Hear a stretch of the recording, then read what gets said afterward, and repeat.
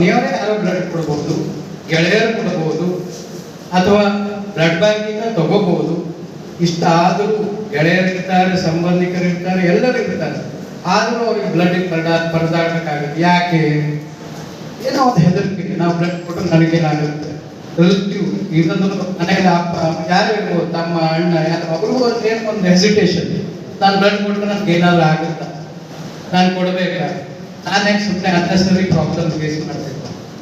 ಇವತ್ತಂತೂ ಈಗಿನ ಯುಗದಲ್ಲಿ it's A time for the donation of organs.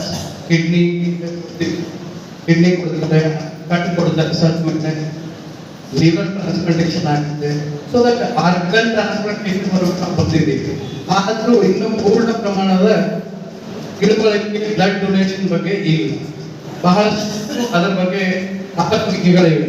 Blood ಕೊಡಬೇಕು, ಕೊಡಬಾರ್ದು, ಯಾಕೆ ಕೊಡಬೇಕು, ಯಾಕೆ ಕೊಡಬಾರ್ದು, ಬ್ಲಡ್ ಎದಕ್ಕೆ, ಏನು ಅದರಿಂದ ಏನಾಗುತ್ತೆ ಅನ್ನೋದ್ರ ಬಗ್ಗೆ ಬಹುಶಃ ತಿಳುವಳಿಕೆ ಕಡಿಮೆ ಇರೋದ್ರಿಂದ